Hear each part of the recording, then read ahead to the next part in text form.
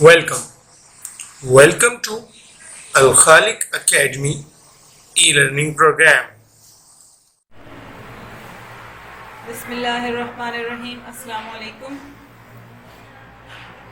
Class 5 کی اسلامیات سبق number 7 اور یہ ہمارے اسائنمنٹ یعنی ہمارے سلیبس کا سبق نمبر 2 ہے.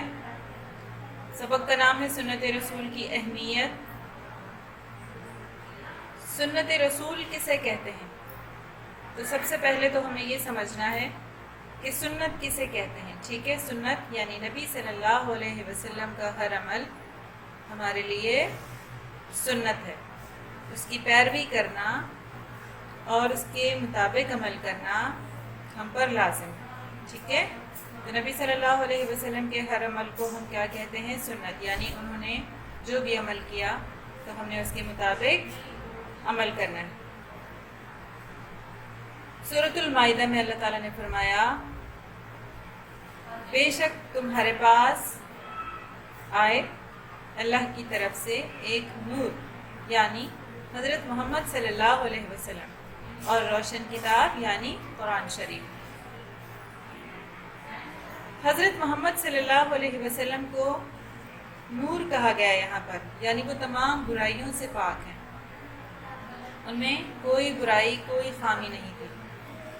اور وہ ہمارے پاس روشن کتاب لے کر آئے یعنی قرآن مجید، جس میں اللہ تعالیٰ کے تمام احکامات موجود ہیں. ٹھیک ہے، تو اس میں ہمیں بتایا گیا ہے اس چیپٹر میں کہ ہم نے نبی صلی اللہ علیہ وسلم کی سنت پر عمل کرنا ہے اور اس کی اہمیت کیا ہے. اللہ تعالیٰ نے انسانوں کی ہدایت کے لیے اپنے نبی حضرت محمد صلی اللہ علیہ وسلم کو بھیجا اور ان پر اپنی کتاب قرآن مجید نازل کی. قرآن پاک میں اللہ تعالیٰ کے احکام ہیں اور ان پر عمل کرنے کی تفصیل ہمیں سنت رسول سے ملتی ہے. اللہ کے رسول صلی اللہ علیہ وسلم کے طریقے کو سنت کہتے ہیں. ٹھیک ہے، انہوں نے ہر عمل جس طریقے سے کیا یعنی کوئی بھی کام ان کا کیا ہوا وہ کیا کہلاتا ہے ہمارے لیے؟ سنت. قرآن پاک میں نماز کا حکم کثرت سے آیا ہے، مگر نماز کا مکمل طریقہ، رکعتوں کی تعداد، نمازوں کا وقت، یہ سب کچھ ہمیں سنت رسول ہی سے معلوم ہوتا ہے. ٹھیک ہے، قرآن مجید میں یہ موجود نہیں ہے کہ ہمیں دن میں کتنی نمازیں پڑھنی ہیں، ہمیں کتنی رکعتیں پڑھنی ہیں، کتنی فرض کتنی سنت اور اس کا طریقہ کار کیا ہے. ٹھیک ہے، اس سے پہلے ہمیں وضو کرنا ہے، پاک ہونا ہے، ہمیں وضو کس طریقے سے کرنا ہے. تو یہ سب ہمیں کہاں سے معلوم ہوتا ہے؟ سنت رسول سے. نبی صلی اللہ علیہ وسلم کو نماز کا حکم دیا گیا لیکن اس کا طریقہ نبی صلی اللہ علیہ وسلم نے پھر ہمیں بتایا. ٹھیک ہے، تو یہاں پر وضاحت کے ساتھ بتا دیا کہ آپ کے لیے کیا لازم ہے کہ آپ نے سنت پر عمل کرنا ہے تاکہ آپ نماز صحیح طریقے سے ادا کر سکیں. سنت نبوی سے رہنمائی لیے بغیر ہم نماز نہیں پڑھ سکتے. قرآن پاک میں روزہ رکھنے اور حج ادا کرنے کا حکم دیا گیا ہے لیکن روزہ رکھنے اور حج ادا کرنے کا مکمل طریقہ ہمیں سنت رسول سے سیکھتے ہیں.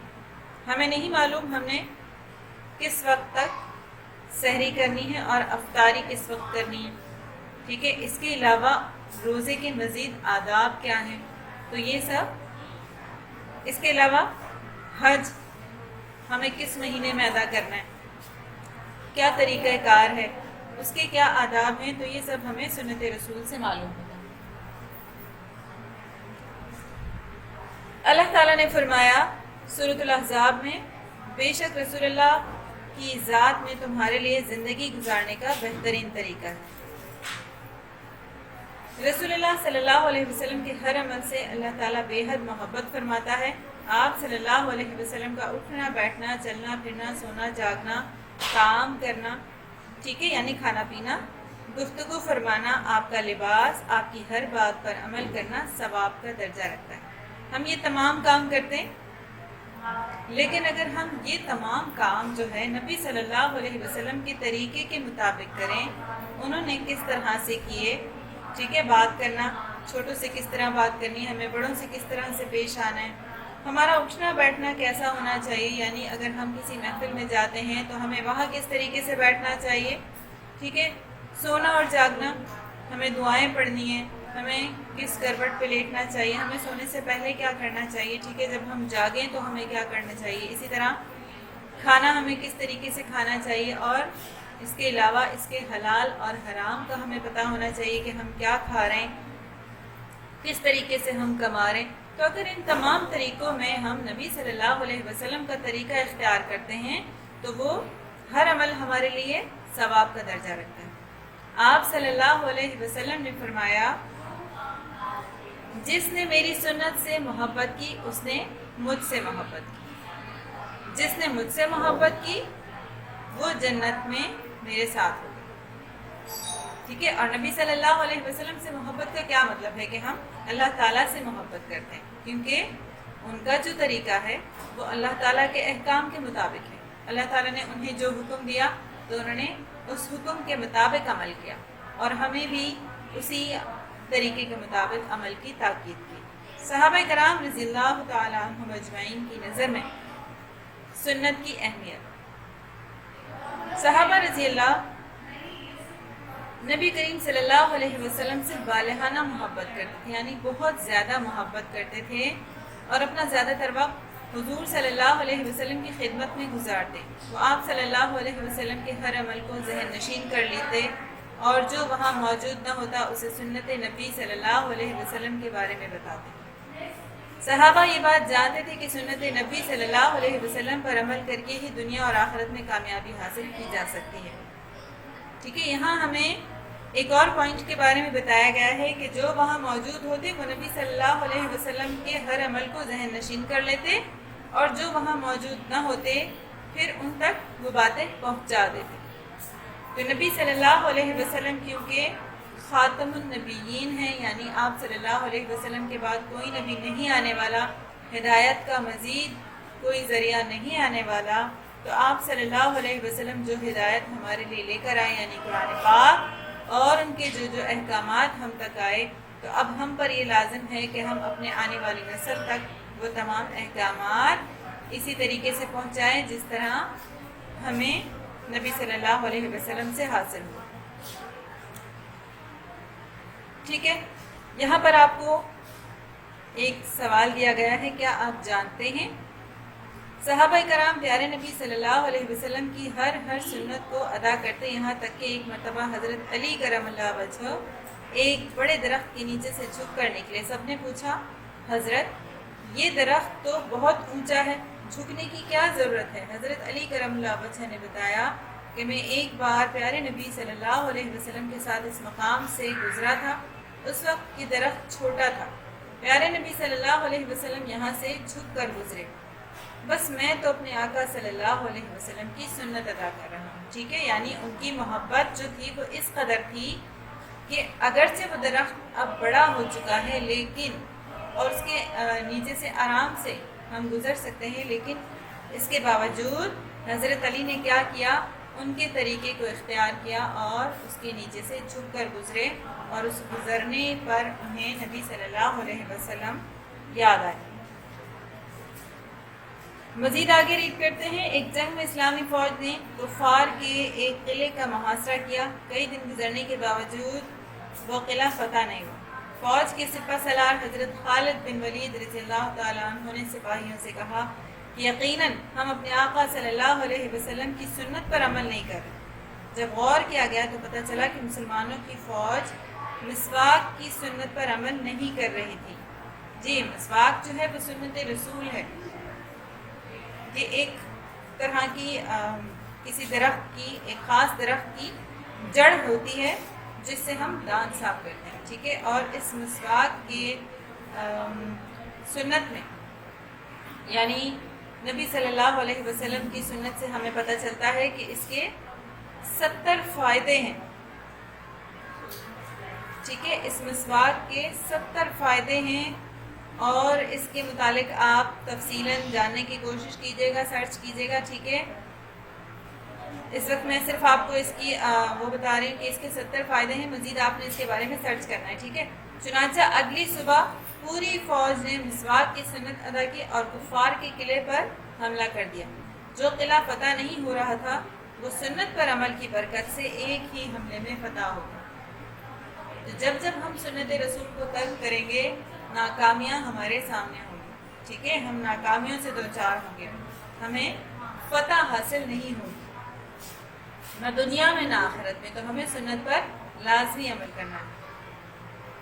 اللہ اور رسول سے محبت، سنت پر عمل کرنا اللہ اور رسول سے محبت کی نشانی ہے۔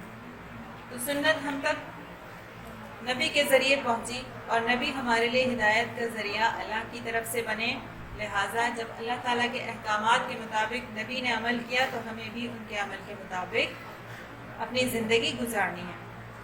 اللہ تعالیٰ نے قرآن مجید میں ارشاد فرمایا سورہ عمران میں، اے رسول صلی اللہ علیہ وسلم آپ لوگوں سے کہہ دیں اگر تم اللہ سے محبت کرتے ہو تو میری پیروی یعنی سنت پر عمل کرو، اللہ تم سے محبت کرے گا اور تمہارے گناہ کو معاف کر دے گا۔ ٹھیک ہے، ہمارے لیے قرآن مجید جو ہے صرف نماز روزہ نہیں لایا بلکہ ہمیں اس میں یہ سکھایا گیا ہے کہ ہم نے سنت پر عمل کرنا ہے، اللہ تعالیٰ کے احکامات پر عمل کرنا ہے اور اسی طریقے کی بنا پر ہمارے گناہ معاف ہوں گے اور ہمیں عذاب سے نجات حاصل ہوگا۔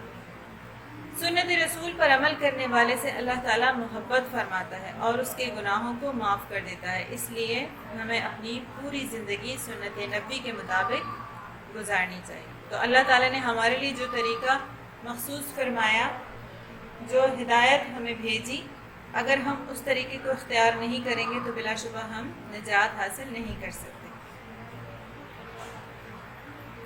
ٹھیک ہے، یہ آپ کا چیپٹر کمپلیٹ ہو گیا، یہاں پر پیج نمبر 18 تک، 16 سے لے کر 18 تک آپ کا یہ چیپٹر نمبر 2 کمپلیٹ ہو گیا ہے اور اسے آپ نے اچھی طریقے سے پڑھنا ہے مزید تاکہ آپ کو اچھی طریقے سے سمجھ میں آ جائے۔ ٹھیک ہے، پیج نمبر 19، یہاں آپ کو ایک سرگرمی دی ہوئی ہے، والدین اور اساتذہ کی مدد سے کھانا کھانے کا سنت کے مطابق طریقہ اپنی کاپی میں لکھیں اور زبانی یاد کریں۔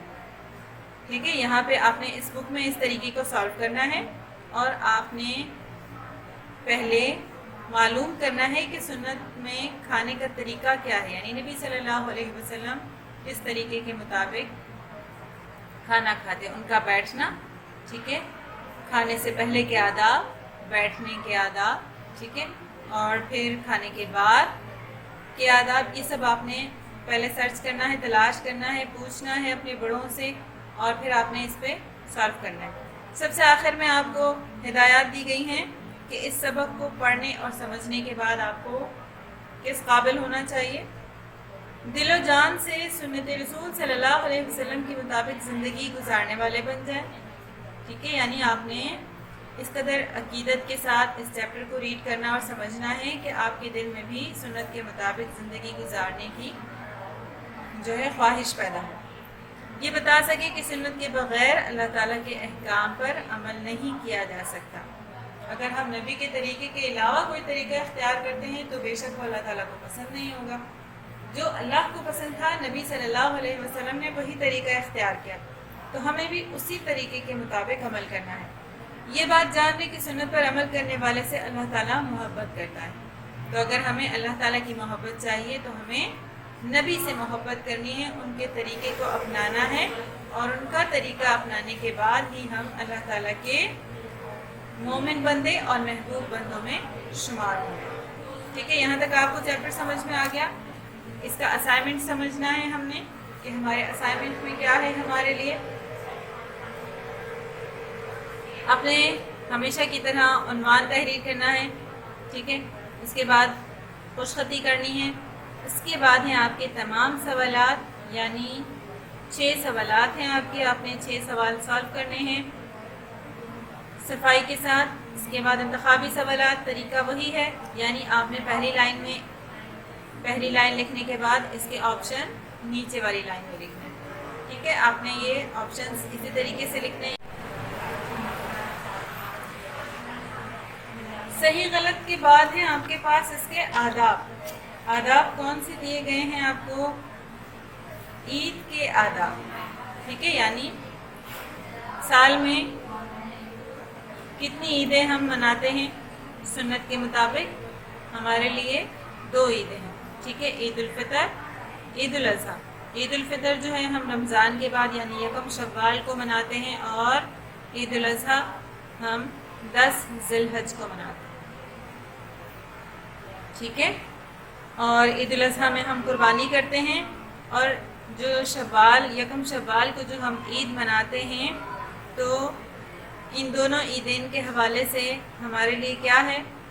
عید کے دن غسل کر کے صاف ستھرے عمدہ کپڑے پہننے چاہیے، ٹھیک ہے، یہ سنت ہے، ہمیں غسل کرنا ہے اور صاف ستھرے کپڑے پہننے ہیں۔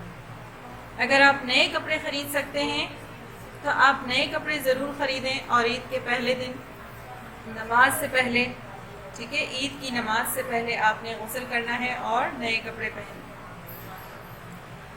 اگر آپ کے پاس نئے کپڑے نہیں ہیں تو جو کپڑے آپ کے پاس موجود ہیں ان میں جو جوڑا یعنی جو کپڑے آپ کو سب سے زیادہ پسند ہیں اور جو بہتر حالت میں ہیں، آپ نے وہ کپڑے پہنے، ٹھیک ہے۔ نمبر 2، عید کی نماز کے لیے ایک راستے سے جانا اور دوسرے راستے سے واپس آنا چاہیے، یہ سنت رسول صلی اللہ علیہ وسلم ہے۔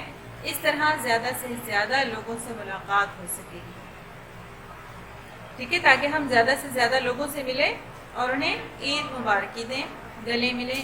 اور جب ہم گلے ملتے ہیں تو ظاہر سی بات ہے تمام گلے شکوے سب ختم ہو جاتے ہیں، دلوں میں محبت پیدا ہو جاتی ہے، لہٰذا ہم نے ایک راستے سے جانا ہے اور پھر دوسرے راستے سے واپس گھر آنا ہے، تاکہ ہم زیادہ سے زیادہ لوگوں سے ملاقات کر سکیں۔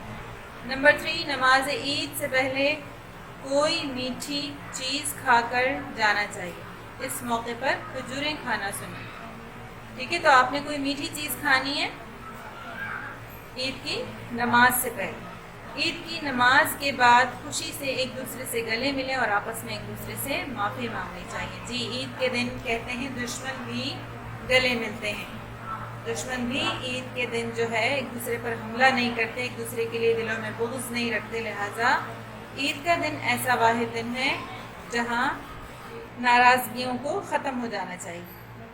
اپنے والدین اور بزرگوں کے ہاتھ چومنے چاہیے اور ان سے دعا لینی چاہیے، یعنی ہمیں اپنے بزرگوں اور بڑوں کا ہمیشہ احترام کرنا ہے۔ نمبر 6، رشتہ داروں اور دوستوں سے ملاقات کرنی چاہیے، یعنی ہمیں اپنے دوستوں اور رشتہ داروں کو بھی وقت دینا چاہیے۔